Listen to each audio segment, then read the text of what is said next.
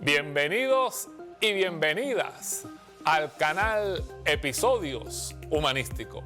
Les habla el profesor Nelson Hernández Román y estoy muy agradecido por el respaldo de ustedes a este programa. Espero que el programa de hoy sea de mucha satisfacción, de mucho provecho y de mucho crecimiento en lo personal y en lo formativo en ustedes. Bienvenidos y bienvenidas al canal Episodios Humanísticos del profesor Nelson Hernández Román. Como siempre, les doy mis muestras de agradecimiento por su apoyo, por su respaldo a estas presentaciones. Y siempre les recuerdo que compartan esta información con sus allegados, sus amistades y sus familiares. En el día de hoy tendremos un tema que fue un capítulo muy difícil en la pasada centuria, en el pasado siglo XX.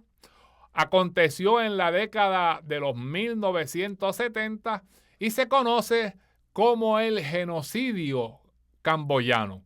Un episodio muy triste, un episodio muy lastimoso, acaecido en un país del sudeste asiático.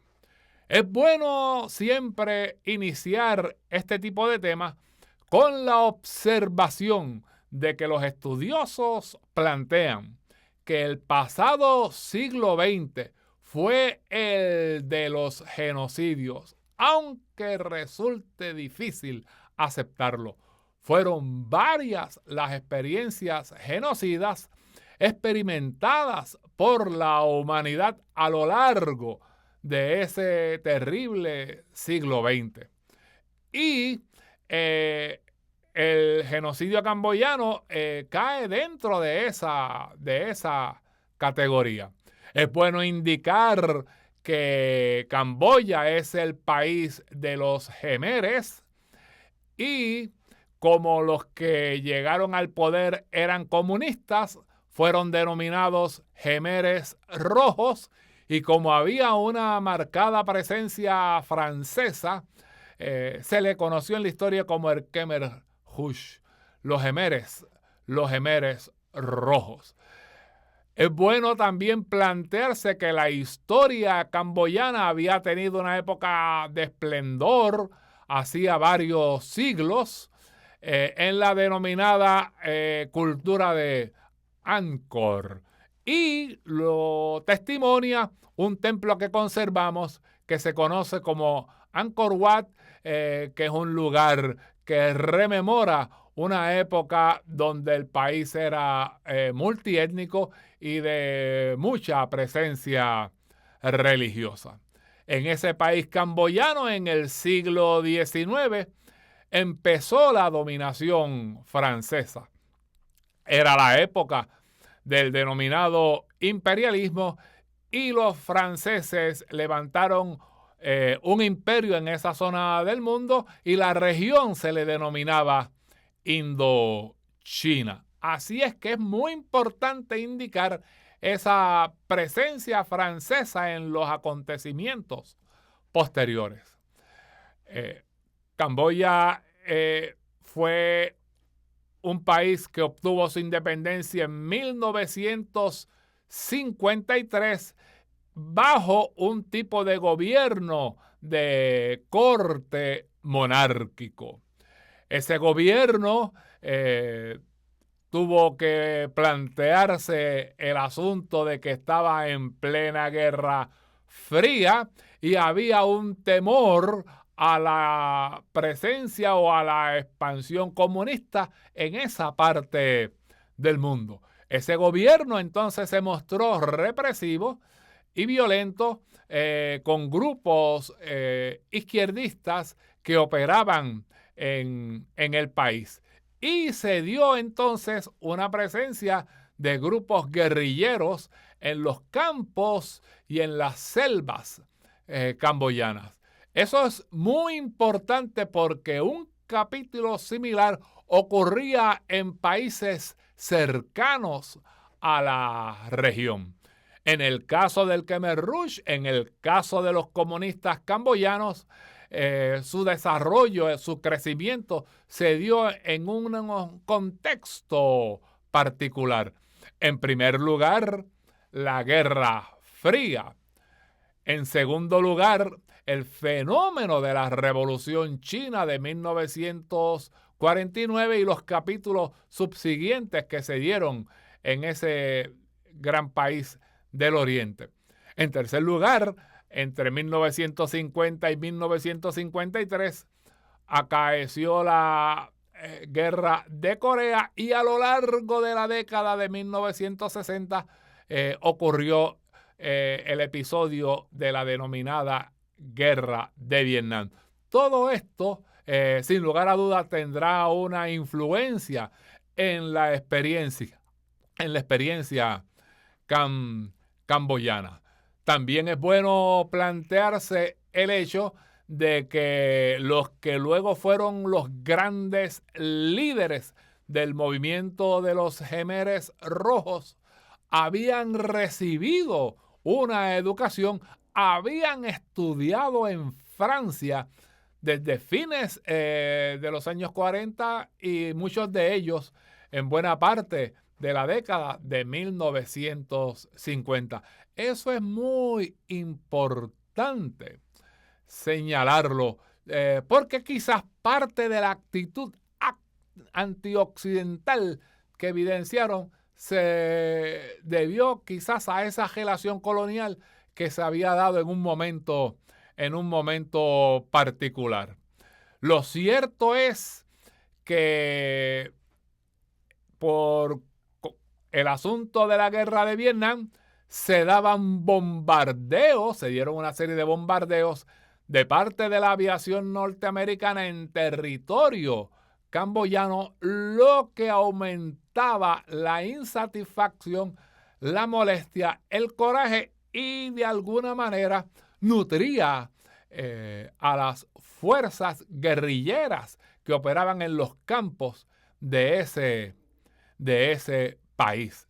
Sin embargo, el acontecimiento que precipitará los acontecimientos fue el golpe de Estado que se perpetró en 1970 contra el príncipe reinante del gobierno camboyano. Así es que hubo unos militares que dieron ese golpe de Estado y prácticamente lo que hubo en el país camboyano como gobierno entre 1970 y 1975 fue una dictadura militar. Eso posibilitó un aumento de la actividad guerrillera, un aumento del número de combatientes que engrosaron las filas del Khmer Rouge e incluso se dio un encuentro entre el gobernante de puesto y líderes del Khmer Rouge, lo que evidenciaba el malestar general que se daba en Camboya. El Khmer Rouge fue nutriendo una especie de grupo cada vez más y más numeroso y fue definiendo lo que podemos denominar unos principios políticos o unos principios ideológicos. Por ejemplo, admiraban muchísimo a la Revolución China. Algunos de ellos quedaron impactados en un viaje que realizaron a China por el fenómeno de la revolución cultural que se había dado, obviamente, en el gran país de la Gran Muralla. Eso es importante porque empezaron a simpatizar con un modelo campesino y tenían una inclinación mayor hacia el modelo chino que hacia el modelo soviético. Y es un punto que jugará obviamente un papel destacadísimo en los acontecimientos posteriores. Así es que estos gobernantes, los que luego serán los gobernantes, para entonces el liderato del Khmer Rouge, fueron creciendo, fueron ganando en apoyo, fueron avanzando en su lucha y en 1975 entraron triunfalmente a la capital camboyana, a la ciudad de Phnom Penh. Y este será el punto clave del asunto, porque mucha gente pensó que por fin finalizaría la pesadilla de la guerra en que se había sumido el país, que a propósito, si se suman las muertes habidas en toda esa lucha que se había dado en los años 60 y sobre todo entre 1970 y 1975, los cálculos arrojan una cifra de sobre 300,000 personas fallecidas, que es un número nada desdeñable, claro está. Y es bueno también consignar que esa victoria, esa entrada triunfal del Khmer Rouge a las ciudades camboyanas empezó a causar cierta preocupación desde el primer momento. En primer lugar, llamaba poderosamente la atención la juventud de estos guerrilleros, la juventud de estos combatientes. Eran prácticamente una guerrilla sólida de adolescentes. En segundo lugar, les preocupó a muchas personas la agresividad con la que procedían los del Khmer Rouge, los Khmeres rojos. Prácticamente no mostraban empatía ninguna, ningún tipo de consideración hacia sus semejantes. En cambio, hubo terribles escenas de una violencia que impactó a muchas personas. Pero el acontecimiento decisivo fue la orden que dio el nuevo gobierno de abandonar las ciudades. En este caso concreto, la ciudad capital de Phnom Penh. Se calcula que Phnom Penh tenía para entonces quizás alrededor de unos 2 millones de habitantes. Y lo que se invocó fue lo siguiente, lo que se dijo fue lo siguiente.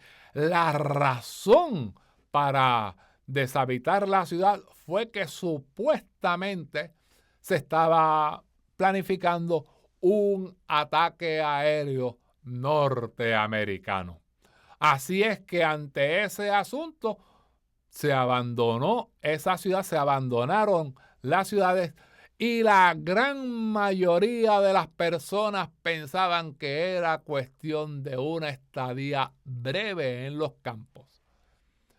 Y se llevaron cosas que honestamente luego serían más bien una carga en lugar de una ayuda.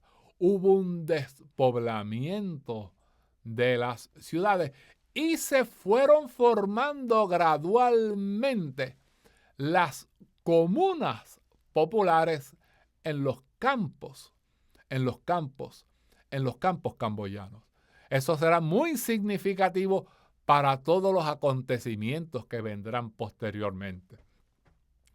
Es importante señalar que para este liderato de los Khmeres rojos, la ciudad simbolizaba algo así como el mal. Simbolizaba lo occidental, el colonialismo, la corrupción y otros males vinculados a las sociedades de naturaleza burguesa. En segundo lugar, mostraron un proceder anti-intelectual, en contra de los sectores escolarizados.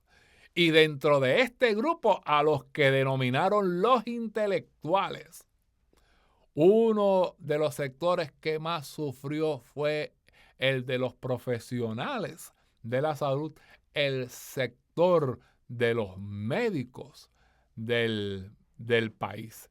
De hecho, hubo una merma dramática de médicos, lo que se traducirá luego en un empeoramiento de las condiciones de salud a lo largo y a lo ancho del país de Camboya.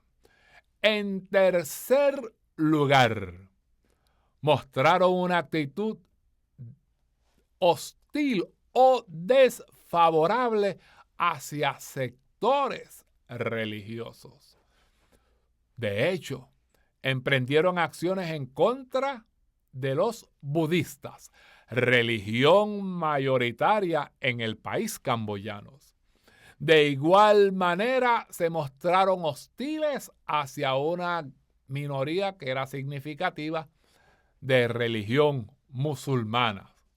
Mostraron igualmente hostilidad hacia los cristianos, muchos de ellos católicos.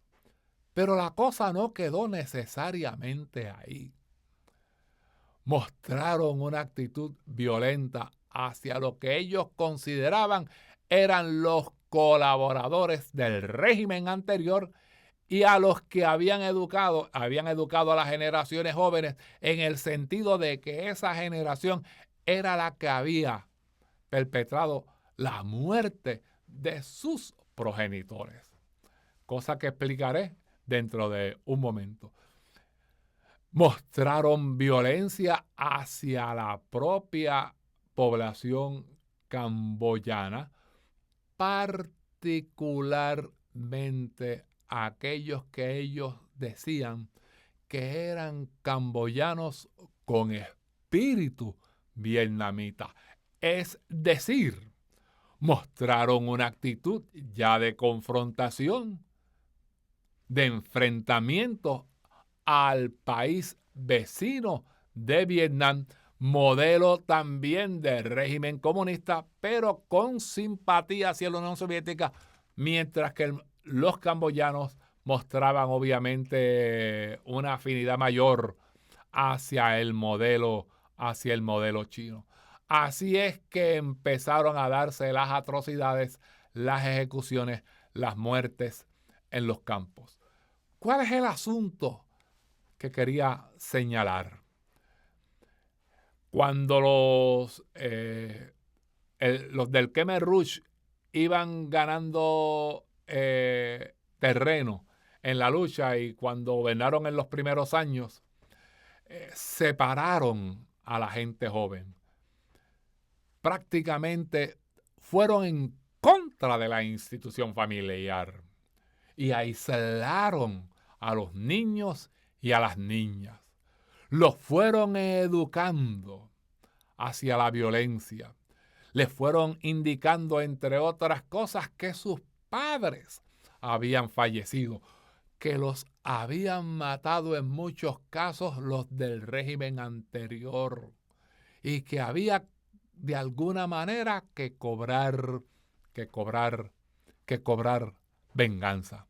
Y eso será muy significativo cuando esta ola de jóvenes que llegan a las ciudades emprenden acciones de una violencia que nadie lo hubiera esperado, sin precedentes en ese sentido. En esas comunas campesinas empezó a darse una jornada laboral de explotación, un periodo de trabajo definitivamente explotador, lo que de alguna manera va en contra de los ideales, de los principios que animaron en sus inicios las corrientes socialistas. Además, enfatizaron en la producción del arroz, en la producción arrocera del país. Y de alguna manera afectaron otros renglones de los que se alimentaba la población. Eran tan y tan dolorosas, tan y tan penosas las condiciones de trabajo y posteriormente las condiciones de vida que fueron llamados los campos, los campos, los campos de la muerte. Y definitivamente empeoró la alimentación y consecuentemente empeoró la condición de salud de la mayoría de las personas. Y ante una disminución y ante un problema con la clase médica a la que habían obviamente violentado, aumentó el número de personas que fallecían, no solamente por las ejecuciones o la desnutrición, ahora se sumaban las enfermedades, por ejemplo, el paludismo, por ejemplo, la disentería. Y entonces empezó a darse una cantidad considerable de fallecimientos en los campos camboyanos. ¿Cómo se operacionalizó esto? En primer lugar, criminalizaron a toda persona que era distinta, a todo el que pensara distinto, a todo el que era diferente. Era fácil identificar al oponente, era fácil identificar al enemigo. 2.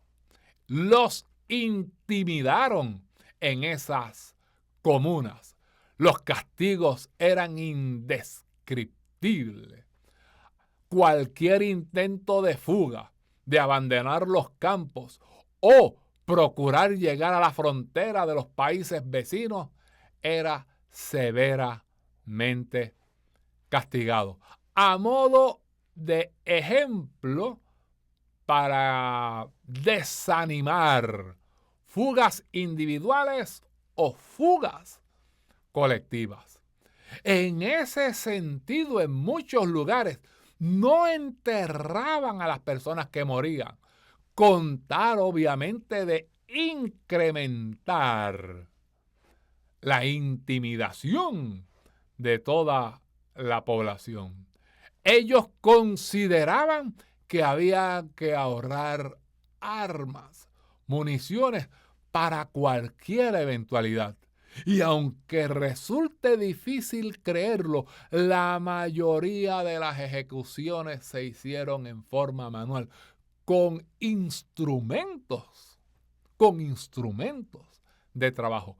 Se habla incluso de las ejecuciones a razón de un 70% ejecutadas manualmente, lo cual obviamente es dantesco, definitivamente.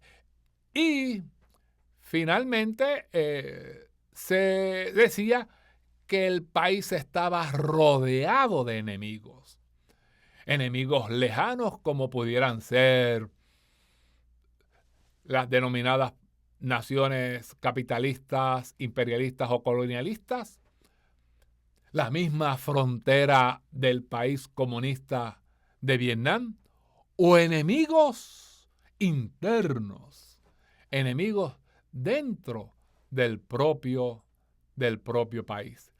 ¿Quién era el encargado entonces de esa vigilancia que resultó ser efectiva a la hora de establecer un régimen de este tipo? Nada más y nada menos que esa población joven, adolescente, juvenil, prácticamente de niños. Y muchas de las acusaciones las hicieron estas personas.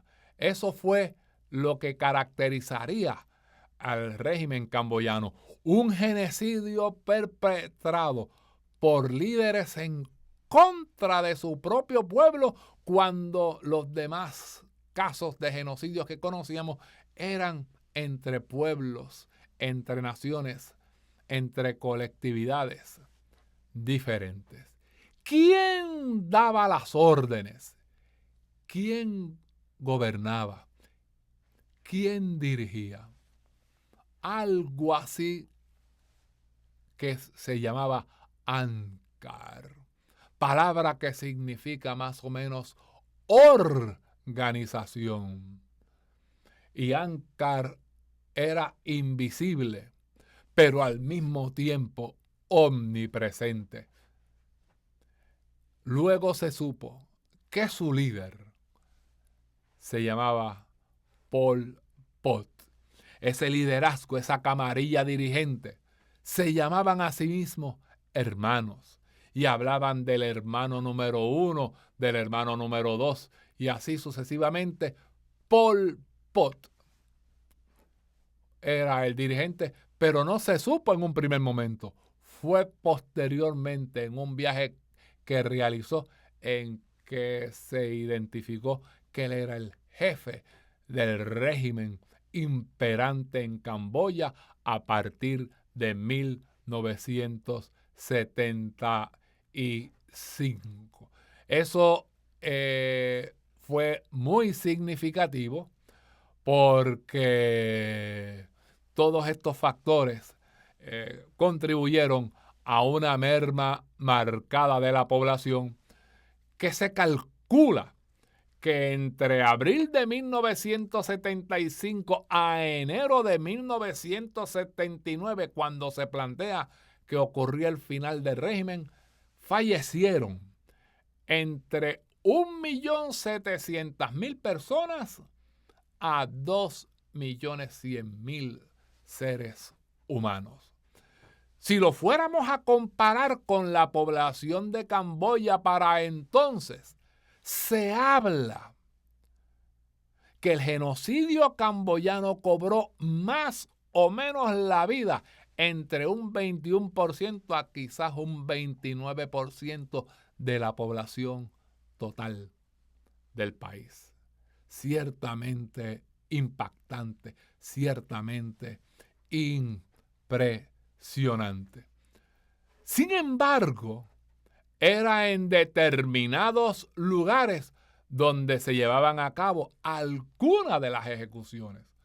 Resulta curioso que en ese gobierno de tendencia antiintelectual, de antiescolaridad, convirtieran algunas escuelas en centros de detención, en cárceles, en lugares de tortura. Y una de esos lugares más famosos fue llamado S21, también denominado Tuol Sleng. Tuol Sleng, como se le conoció. Las torturas eran indescriptibles, inenarrables, difícilmente creíbles, difícilmente comprensibles para una humanidad que había experimentado tantas guerras en el siglo XX, que había también avanzado en tantos casos en los derechos humanos. Plantearse en la segunda mitad de los años de 1970 un episodio de estas dimensiones. Sin embargo, dado el carácter humanista que quiero darle a mis presentaciones, siempre es bueno rescatar,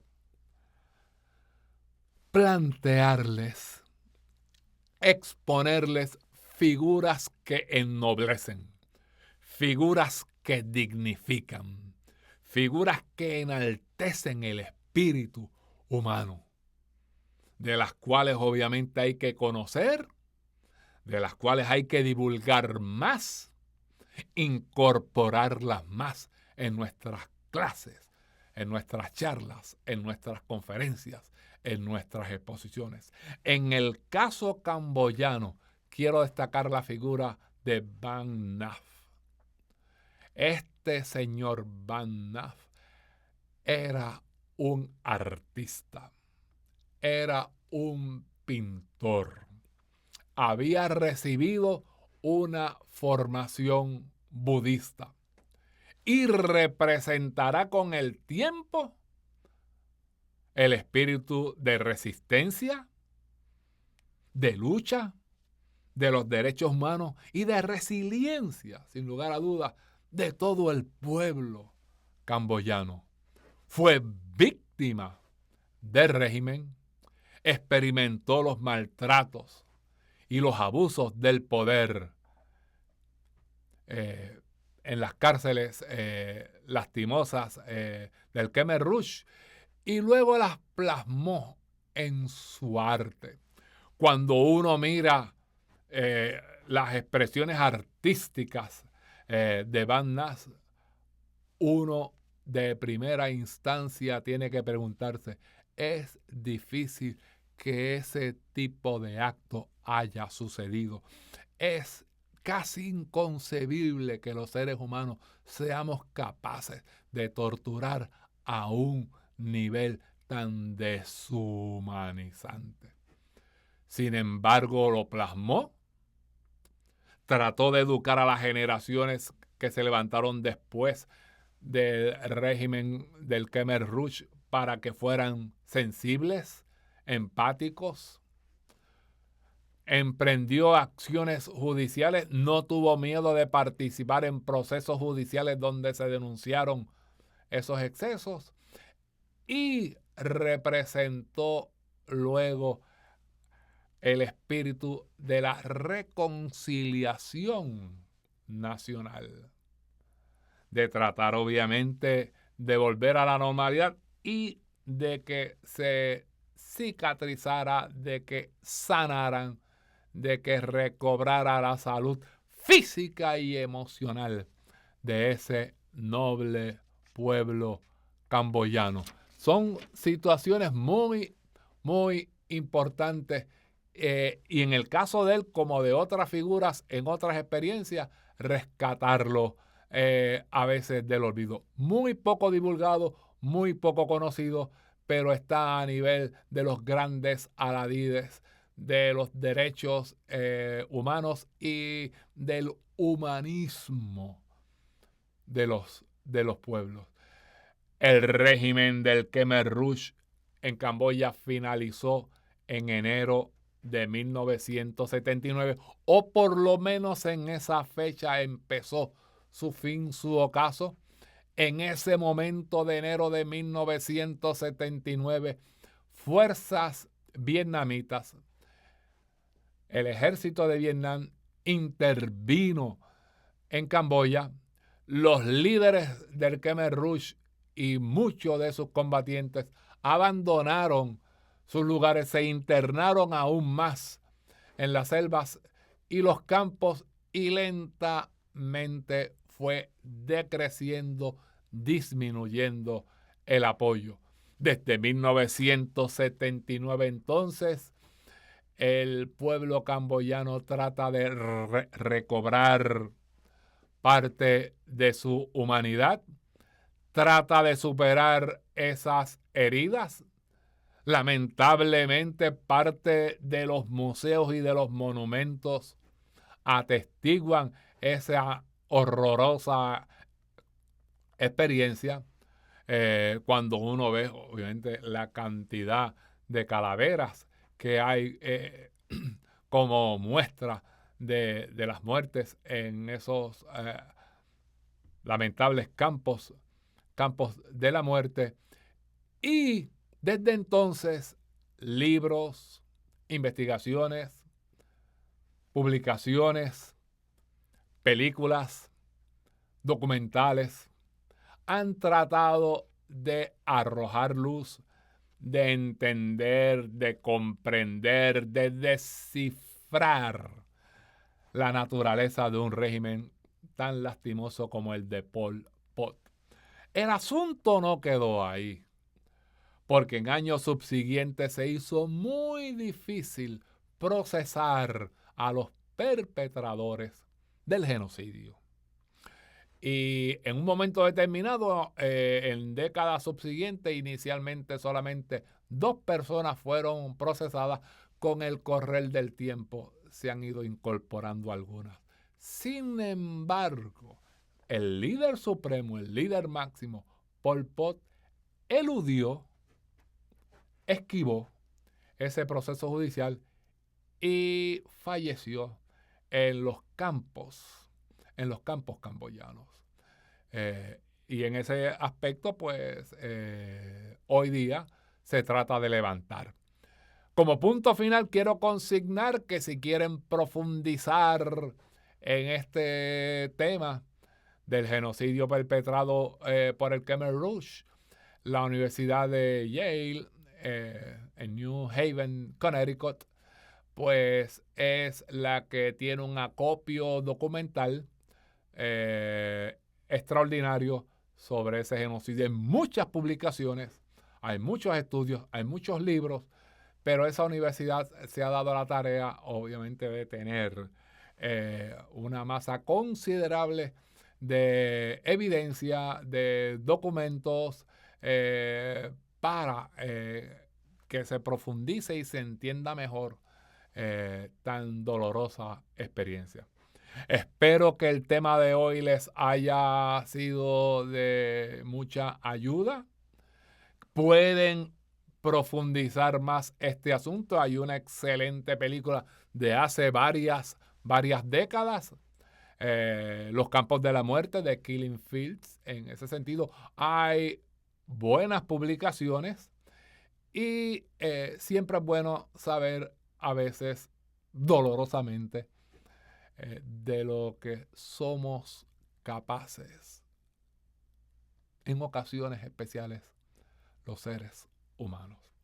Así es que de mi parte, siempre agradecido del apoyo, del respaldo de ustedes. Espero que compartan esta información con personas allegadas a ustedes y que estén pendientes a las notificaciones de próximas presentaciones, de próximos programas. De mi parte, una vez más, le agradezco su respaldo y muchas gracias. Muchas gracias por el respaldo a este canal y gracias por ver este episodio concreto que presentamos el día de hoy. Pendiente a los próximos capítulos que pronto serán notificados. Compartan esta información y denle me gusta en el caso de que le haya gustado esta información y pueden añadir comentarios y sugerencias sobre dicho canal. Muy agradecido y espero vernos en la próxima ocasión. Una vez más, muchas gracias.